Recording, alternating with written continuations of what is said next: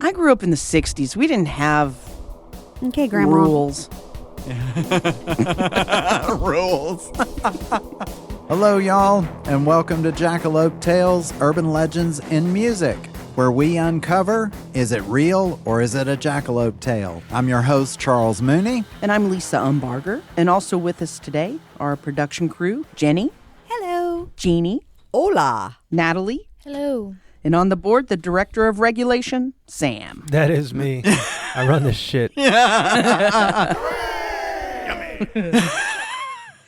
On today's episode, we're going to be discussing censorship. Yes, And quiet. Yep. Don't say it. Don't say it. Don't. Yeah. You know what today is. Don't talk about it.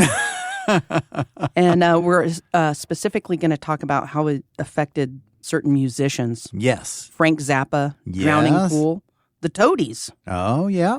And censorship is something that gets me kind of fired up. I got a lot to say about this. It's your moment. It is. Yeah. Remember, we used to work at Sound Warehouse. Yes. And this is during the PMRC. Oh, God. Start. I remember that Parental Music Resource Center. Because when we were working in Sound Warehouse, there were no stickers, no warnings, nothing on CDs and vinyl. Right. 2 Live Crew just let fly. Yeah. You could go out and buy that tape, and you could be 12 years old, and you could get that tape, and Me So Horny will be playing on your little jam box. Oh, I remember when it came out, we had to start asking for IDs. Right. Depending on what was being purchased. I can understand 2 Live Crew not going to a little kid. Oh, sure. But some of the other stuff that they did was insane. Like, they pulled full labels. Every artist that was on a label. Mm-hmm. Because of a few artists that were on that label that were considered satanic. Oh, yeah. Metal Blade was one label. Right. Everything was pulled. And there was no discretion about, well, this one is bad, and this one has the sign of the devil, and this one says slaughter pigs. And then this one is the Goo Goo Dolls on Metal Blade. And let's just take the Goo Goo Dolls off the shelves. But the Goo Goo Dolls, there's no reason Goo Goo Dolls should be pulled and censored from the shelves. Oh, yeah. It even surprised me that they were even on Metal Blade Records. It's like, that doesn't make sense. Yeah, it's a weird signing for them. And not every album was bad that was on Metal Blade. Bad as in it had something that they thought needed to be censored. They just willy-nilly pulled everything. It's just one of those where maybe 1, maybe 2 were very questionable. Then all of a sudden, everything on the label was bad. And I remember people coming into the record store, by people meaning the bad people, and they would pick a record label. And I remember Iron Maiden was a target of a lot of these folks. Oh. And they would bring it up to the manager of the store and go,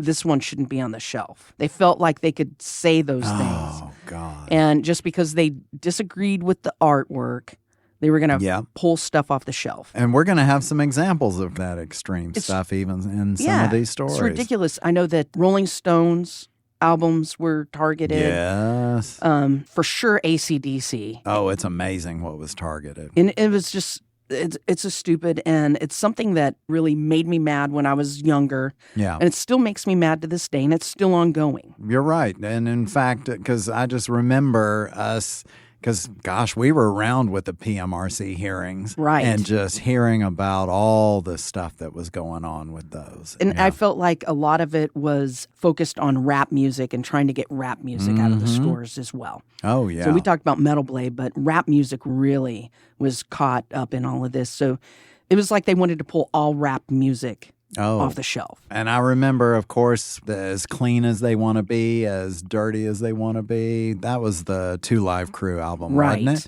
Right. And we would sell out constantly of the as dirty as they want to Exactly. be. And we'd have 50 million of the as clean as they want to be. Right, exactly. And it never, ever sold. Yeah, So. and just because it was rap, they were going after Will Smith and DJ Jazzy Jeff. Anything that they're going to rap about is going to be controversial. Yeah. I mean, give me a break. It's so sanitized. God.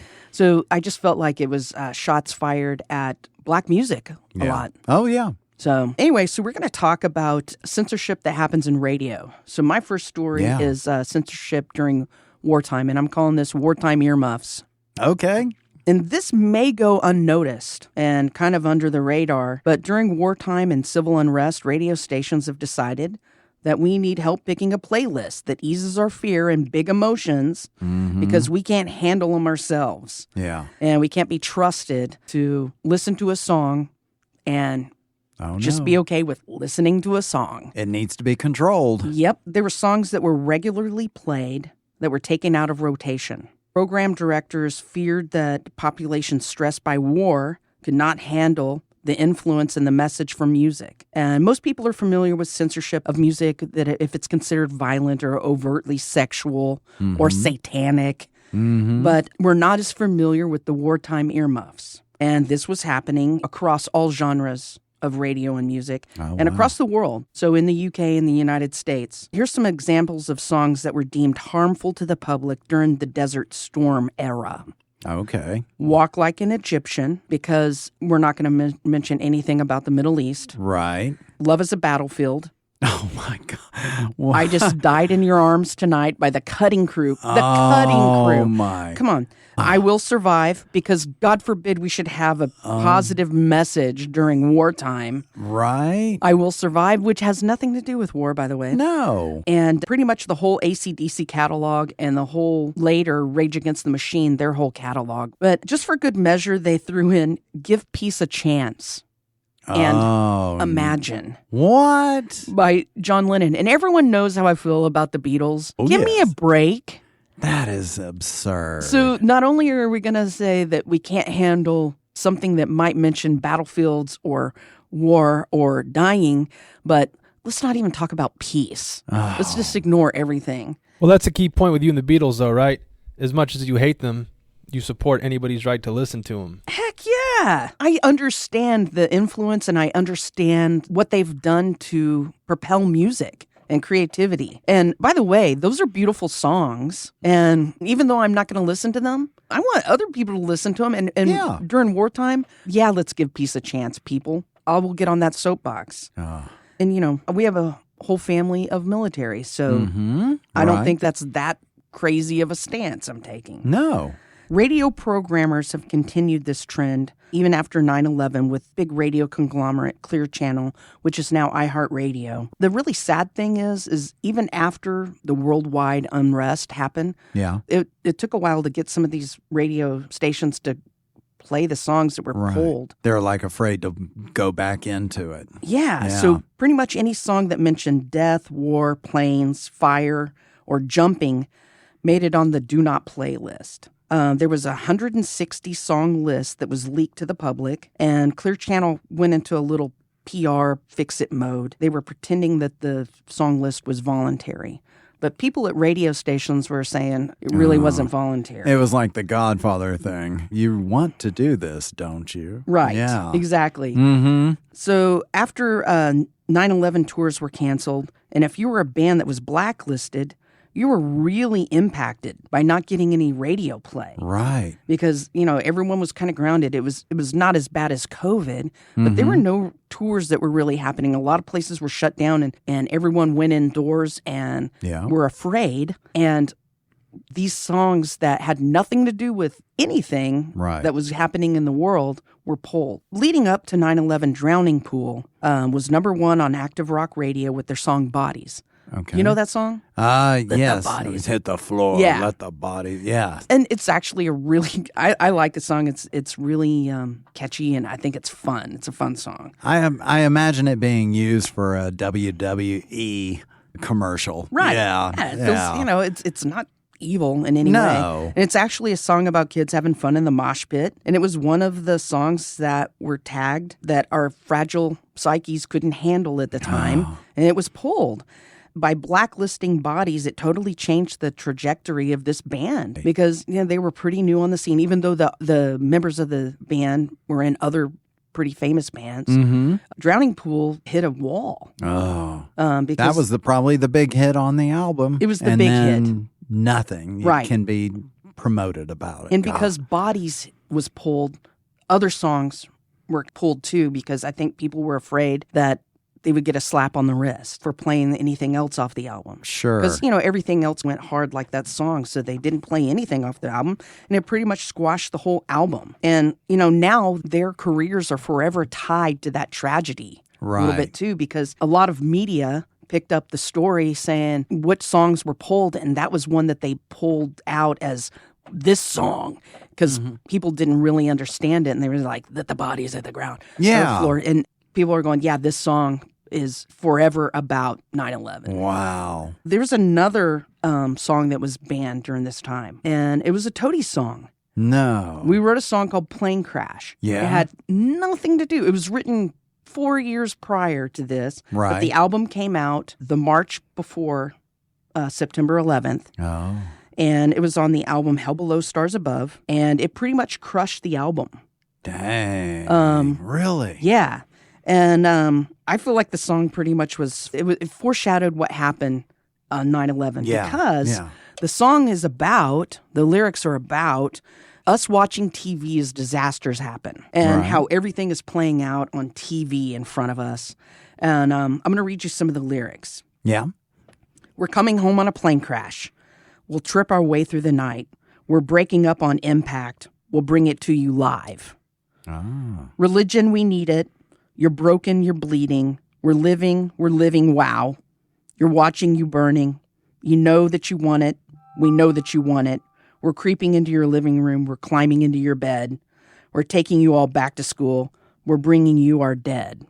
Mm-hmm. And it was nothing to do with 9/11. It was not written before that. But that song, it sounds like you're describing 9/11. It does. And it crushed the album. God. That album, before it could even get traction, Wow. was smashed. Uh-huh. And that was going to be a single.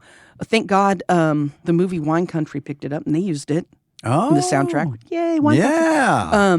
Anyway, but I don't think people realize, and by the way, those songs, the record companies don't go back and re-release singles off an old album. Right. So by the time 9/11, all the trauma from 9/11 ended, Bodies, Plane Crash, some of those songs that came out at a really bad time, none of those albums went back and had record company Right. push. So it killed the records. God. Yeah. And then you think about people like AC/DC, who's pretty much their whole catalog is pulled. Yeah. That's their bread and butter. Oh, of course. You got to hear Highway to Hell on the radio, and that's how they make their money. It's just It's taking away the livelihood and Right. then not helping them do something to get it back. right. And it takes months and months and months to get those songs back on the radio. Mm-hmm. That's the impact that censorship can have on individual bands and individual musicians. And it's just ridiculous that a band can be considered Nostradamus and that we're going to predict this thing and they're going to attach that to our songs Yeah. Yeah. and then the kill impact. our music. See? And I mean, what I'll be talking about is the PMRC, Parental Music Resource Center. The whole thing about the labeling the albums with the mature label, they're like, well, it's protecting the kids. But the problem was back then that big companies that sold albums, I remember Walmart was saying, we're not going to carry anything with an M rating. Right. And so the impact is just across the board when they decide to put their hand on it and say, nope, this needs a mature rating or this can't be played on the radio. Especially back in the earlier days where radio was all you had to really promote your stuff. Correct. It took everything away. Yeah, and it's insane what songs they picked. Have you listened to Love is a Battlefield? Come on, people. Or Walk Yep. Like an Egyptian? I know. Those are happy freaking songs. Love is a Yeah. Battlefield. Pat Benatar dances that crazy dance. No one's going to fight her. Oh, Shouldn't- right. Oh, In my the God. video? That video. I know, it's so insane. Yes. Oh, my God. And Cutting Crew, come on, man. that is. We're talking milquetoast. I know. And you're that is- censoring milquetoast, pop radio stuff. Yeah. And I know that there probably are some things that cause a reaction in people. I mean, music causes emotional reactions anyway. Yes. But if you cannot allow the public to be able to circumvent those waters, Yeah. Yeah. then you're going to have a stupid, docile public who can't freaking deal with everyday life even. Yeah. No, You got to you're right. be able to deal with that crap. No, you're right. And Sorry, I'm still salty. Oh, no, understandably. Being a musician, to realize that someone can just say, no, you can't play that. And Right. It's like People who don't even listen to the music are making the decisions. And I think that's my biggest It's beef. like they just pick up an album and then they look at all the titles of the songs. And Right. if there's one that stands out, then they're like, oh, okay. And there are going to be some examples of that in this next one. Good. Let's hear So- this. So in 1985, September 19, the country was in the middle of the Reagan era. Yep. You had moral panics that were actually really happening a lot during those days. There was the war on drugs, Nancy Reagan. I think she showed up on different strokes. Yep. And what was it? Say no was the slogan or something like Yep. that. There was that fear, the big fear of AIDS, because AIDS was rampant. Yep. And there was the fear of the homosexual. I mean, people were just starting to question everyone. Anything that was different, they were creating fear around. Oh, exactly. And then there was also the exposure of children to dangerous material. And so there was also this group called the PMRC, Parental Music Resource Center. That's Okay. what they called themselves. Senator Al Gore at the time, his wife Tipper, what happened is she bought a Prince album for her daughter, Purple Rain. Yeah. Talk Goes along about- with the movie. Big album, huge. They bought it and brought it home. And it's kind of weird. They listened to the record together. Tipper's a little controlling here already. Yep. But on the album is a song called Darling Nikki, Yeah. which is a song about a female sex fiend hitting the kitten.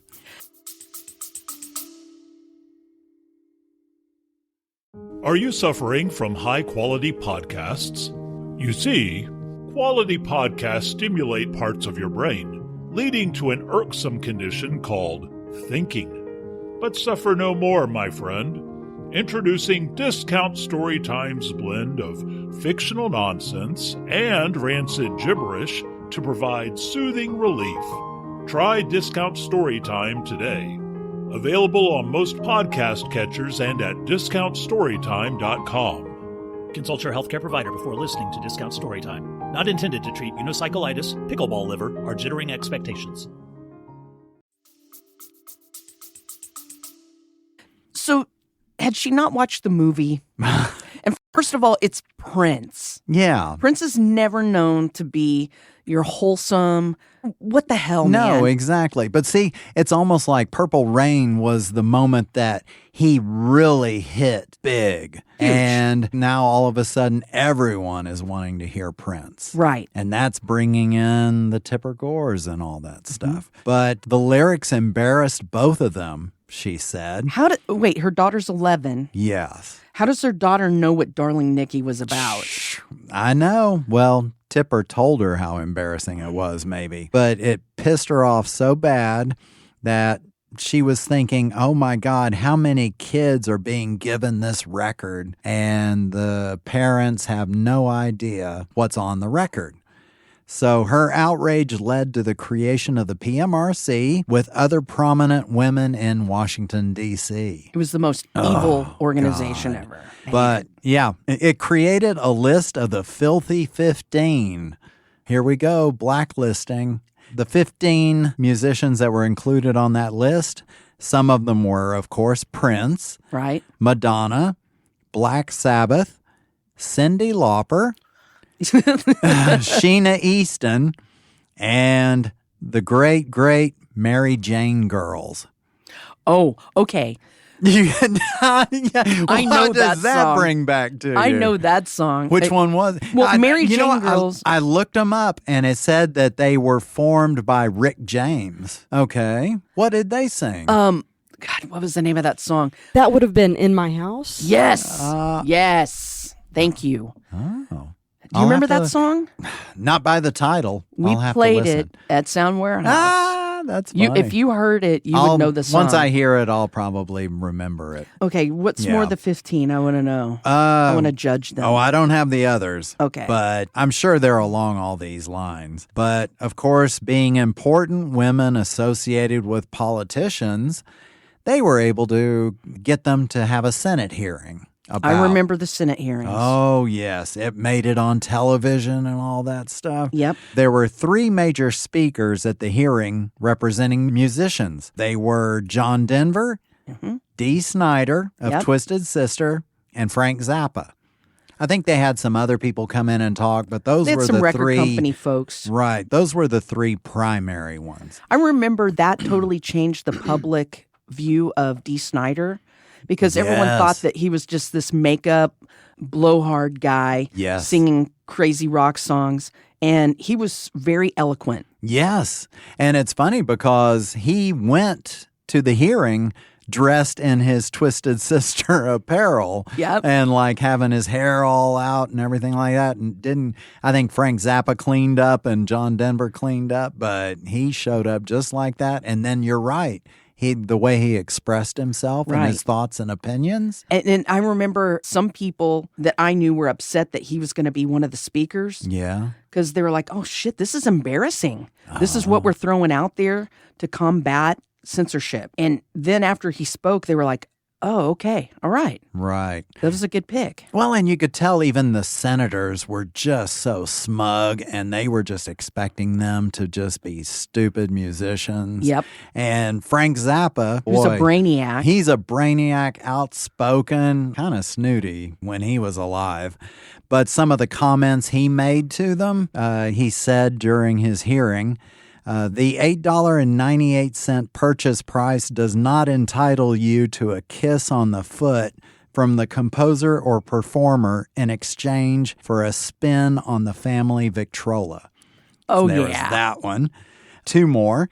Taken as a whole, he said, the complete list of PMRC demands reads like an instruction manual for some sinister kind of toilet training program to housebreak all composers and performers because of the lyrics of a few. Ladies, how dare you?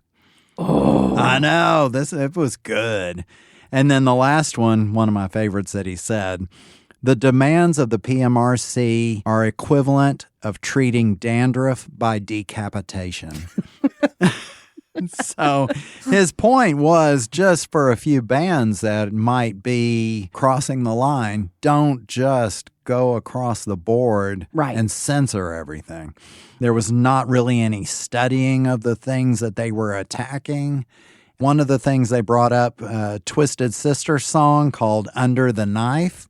The PMRC claimed it was about sadomasochism, bondage, and rape. And then during Dee Snider's hearing, he stated that the song was about someone having fear of having surgery. Yeah. So it was just all about the title and just what they assume the song means. Right. Some extreme examples of some of the things that happened as a result of this chaotic approach that the PMRC had. A Frank Zappa album called Jazz from Hell, purely instrumental. No words. No at lyrics. Nothing. Probably because it was Jazz from Hell, it was given an explicit lyric label. Yeah. It shows how ludicrous this was. It also happened to instrumental artist Vangelis. What? Now, you might not know Vangelis by name, but he wrote the music to Chariots of Fire and Blade Runner. Oh, those sound evil. Definitely. Well, those weren't stickered. His album Opera Sauvage was even given a sticker. Supposedly, a PMRC member felt that the album title was French for sausage opera and deemed it dangerous to young ears for its underlying meaning. So, well, you know, it's funny. On Jazz from Hell, I wonder if the hit single G-Spot Tornado contributed to the sticker. Oh, that could too. So the lyrics were just the song titles. Yes. themselves. Yes, they were looking on the back of the record. Right. You got, G-spots and sausage operas, and it's time to label everything. Do you remember the story that came out at the time? Suicidal tendencies. Remember? So they were on the list definitely because of their name. Mm-hmm. And it wasn't just the PMRC that was jacking with musicians.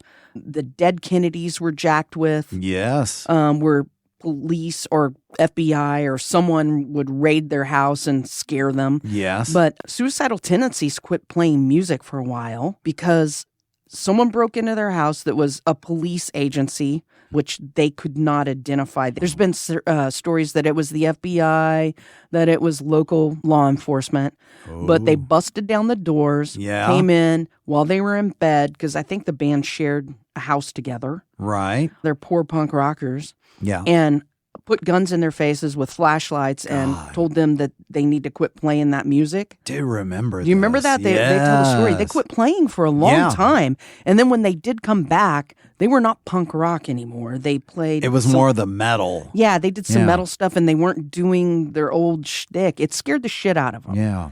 And with the Dead Kennedys, it just actually made them go into politics because Gibby ran for mayor of San Francisco. Oh, you mean Jello? Or sorry, I said Gibby. Jello ran for mayor. Yeah, ran for mayor. Because he was so mad and he wanted to stop all this bullshit. Oh, God. No, I do remember that story. And that was just them Yeah, so the West Coast punk rock scene really got decimated by the PMRC and all of this churn that was happening with the government of censoring music and censoring artists and opinion, especially with the Dead Kennedys because of their stance against Reagan and Reaganomics. Oh, yes. Those were all earmarked for, trying to take them down. Right, and censoring their album art. Oh, yeah. I bought the album that got him in trouble. It was a classic H.R. Giger painting that was done in 1973. It's called Penis Landscape. Yep. Looks very alien, but it's just a whole row of penises going into vaginas. Yes. I remember first unfolding the poster. I couldn't tell what the hell it was. And I remember my sister's like, oh my God. Right, because it looks really mechanical. And that's, it has that look of Alien because H.R. Giger did all the artwork for Alien. I mean, that painting he did is in I think it's a museum in France. But here goes the Dead Kennedys putting a picture of it in their album, and they get fucked.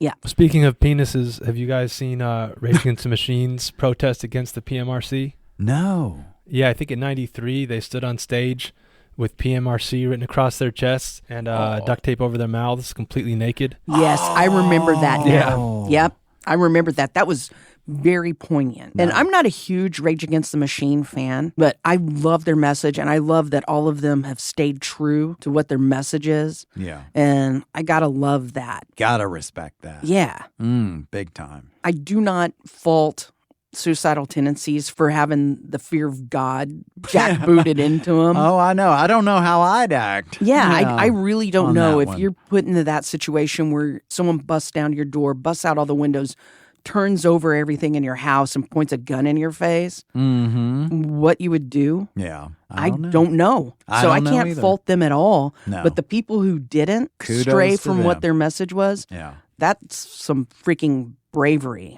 You're not kidding. Yeah. Fucking censorship. Yeah. Well, the Kazoo's not being censored today. Thank God. The Kazoo speaks its mind. It's time for the Lone Star Salute. I love it. This is one of my favorite parts of the show. Oh, it is. I enjoy it. And we don't censor anyone. We don't censor anyone. We will read your 1-star reviews of anything. Yeah, if you didn't like it, you want to cuss about it, we'll read it. We'll read it. We'll even try to find it and read it. So they're becoming harder to come by. They are. So this is very interesting. So let's talk about this a little bit. Okay, yeah. So Amazon is censoring 1-star reviews of things. Yes. And it came out not too long ago. I think it was about a few months ago, 3 months ago, that any 1-star reviews of things, they're taken down. Yeah. I remember trying to prep for some of these shows and then looking for 1-star reviews. And like if you Google 1-star reviews, some people are commenting where my 1-star was taken down. Right. So don't let them censor your 1-star reviews, people. Yeah. Keep Write posting them and posting them. Right. You should write more, in fact. Yeah. Things that you don't like, have an opinion. Oh, gosh. You can write about stuff you do like, too, but come on, man. Yeah. It needs to be balanced out. Exactly. Opinions need to be expressed. But I'll go first. My review is about Frank Zappa. Have you Awesome. ever tried to listen to his music? Yes, It's tough. For me, it was a challenge. it is. There's so much he put out, stuff that's so different. There's that one album where it's 3 hours of guitar solos. Oh my God. But his fans love him. But on Big Frank Zappa fan right here, by the way. Man, Are the you? musicianship, I found out later that Missing Persons were members of Frank Zappa's band. Yeah. I saw them live a few times, but the one time I saw them, I was up at the front row. I was like, these guys are really good musicians playing with this crazy new wave singer, Del Bazio.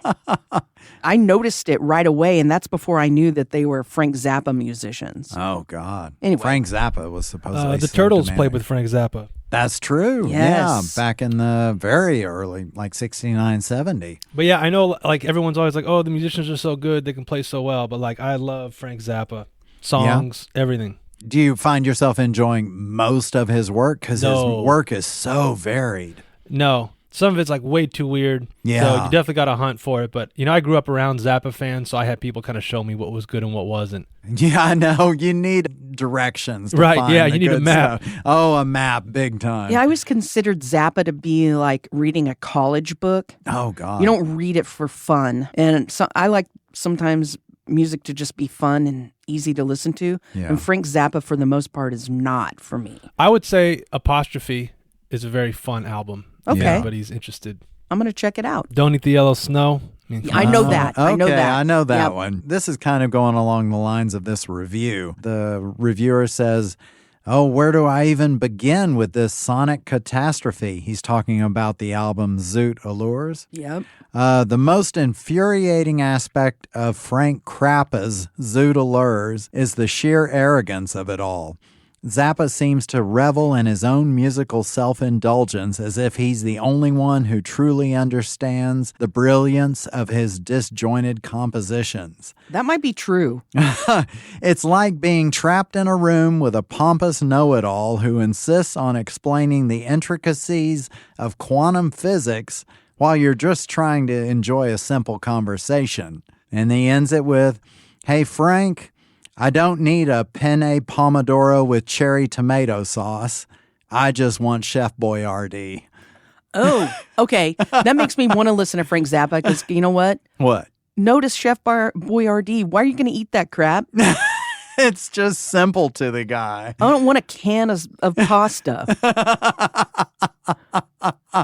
I know it always does have a weird metallic smell to it. Yeah. Yeah. The Franken beans and all that stuff. I don't want any of that anymore. Frank and beans. I know. Oh, damn. All right. What have you got? My Lone Star Salute is for Drowning Pool. Oh, yeah. And this is entitled Pool of Dead Kittens by Eric Juzma. Okay. And he says, with each new Drowning Pool album, they continually got worse. Inner Circle still had a few songs that I liked, and since I hadn't heard a Drowning Pool album that I actually disliked, I figured I'd get this one too. Why This not? Yeah. Sucks. Oh, no. Okay. Uh-oh. Every single song on here could be played on the radio and be a hit. In quotation marks, Okay. which is wrong for a metal band. Mainstream metal doesn't work. Yeah. The only song that sounded kind of heavy was All About Me, and this song suffers from something that each and every song on this album does: simple lyrics. They dumbed everything down, and they're so plain. Drowning Pool is dead to me. Whoa. Some people, when bands change their sound a little bit or something, they get very personal about it. Boy, this one did. I'm never going to kick any band in the crotch for wanting to be played on the radio. No, Ever. I agree. You got to make a living if that's your job. I mean, when No. Nirvana was played on the radio, did that change your No. opinion? No, it didn't at all. Right. Made me Hell tired yeah. of it after Right. hearing it so much. You got tired of but it, yeah. but you're actually kind of stoked that they got played on the radio. I don't remember which musician it was, but they were talking about how their fans seem to hate when they get popular. Yeah. If you want us to make more albums, you want us to get more popular. Right. Don't make us just like your little band no one else knows about. Exactly. I love discovering music, and I like being the only one to know about some bands. But I'm going to be super happy when they get popular. The Yeah. Pixies. Remember? Surfer Rosa was one of our favorite records Mm-hmm. of that time period. But when their album came out and Here Comes Your Man got huge, Mm-hmm. it didn't make me dislike them any less. No, It just meant that more people were going to be at their show and it might be harder to get tickets. but So, it's good for them. Yeah, I was totally happy that other people were listening to them. But the most important thing is their sound didn't change. They got on the radio doing what they always did. And So, you total respect for that. Yep. So, Love it. yeah.